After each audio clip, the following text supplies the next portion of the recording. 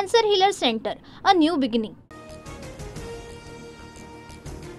Comedian Kunal कामराला मद्रास उच्च न्यायालयाचा दिलासा. कामराला 7 एप्रिलपर्यंत अटक न करण्याचे आदेश.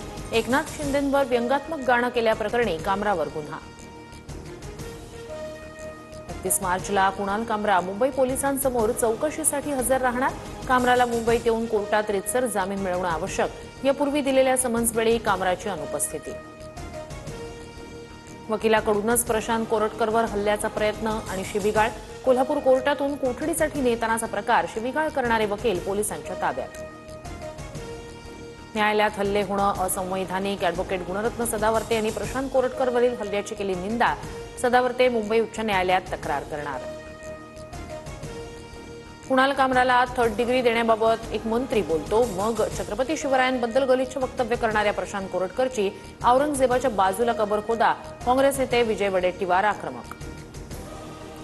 नोकरीतील डील सोबतच वडिलांच्या अफेअरमुळे दिशा सालियान तणावात होती. यामुळेच दिशाची आत्महत्या. मालवणी पोलिसांच्या क्लोजर रिपोर्टमधून मृत्यूसंदर्भातील निष्कर्ष समोर. दिशा सालियान मृत्यू प्रकरणात अभिनेत्री दिशा पटाणी आणि अभिनेता मिलिंद सोमण यांचा जबाब नोंदवला.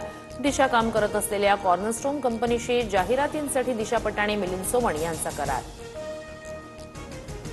सुग्रीव कराडच्या सांगण्यावरून संतोष देशमुख यांनी सुदर्शन घुलेला मारहाण केली. या अपमानाचा बदला घेण्यासाठी देशमुखला धडा शिकवायचा आहे, असं कृष्णा आंधळेंना सांगितलं. आरोपी जयराम साठे आणि महेश केदारचा जबाबातून दावा. लाडक्या बहिणींना 2100 रुपयांसाठी 5 वर्ष वाट पाहावी लागेल. हा पहिला अर्थसंकल्प होता. योग्य वेळी 2100 देऊ. शिवसेना नेत्या नीलम गोऱ्हे यांचं वक्तव्य. 31 तारखेच्या आत पीक कर्जाचे पैसे भरा. निवडणुकीत कर्जमाफीचं बोललो, मात्र आता तशी परिस्थिती नाही. भविष्यात निर्णय घेऊ. अर्थमंत्री अजित पवार स्पष्ट बोलले. मंत्री गिरीश महाजन यांच्या मध्यस्थीनंतर कुंभमेळ्याच्या नामकरणाचा वाद मिटला. नाशिक त्र्यंबकेश्वर कुंभमेळा असं नामकरण होणार. कुंभमेळ्यासाठी नवकुंड, गोदावरी शुद्धीकरणावर भर. महाजनांची माहिती. ईदच्या दिवशी हिंदू मुस्लिम दंगल, जाळपोळ आणि बॉम्बस्फोटाचा इशारा.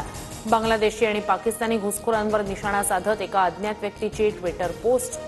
मुंबई पोलिसांनाही टॅग केलं. चौकशी. देशाला लुटणाऱ्यांवर पैसे परत करण्याची वेळ. ईडीकडून आतापर्यंत 22,000 कोटींची वसुली. ज्यांचा पैसा लुटला होता त्यांच्याकडे हा पैसा कायद्यानुसार पोहोचवला जातोय. पंतप्रधान मोदींचा विरोधकांवर निशाणा. महाराष्ट्राची लोकप्रिय वृत्तवाहिनी आता फ्री डिशवर. 1 एप्रिलपासून TV9 मराठी डीडी फ्री डिशवर पाहता येणार. डीडी फ्री डिशच्या प्रेक्षकांना 68 क्रमांकावर TV9 मराठी दिसणार. Cancer Healer Center, a new beginning.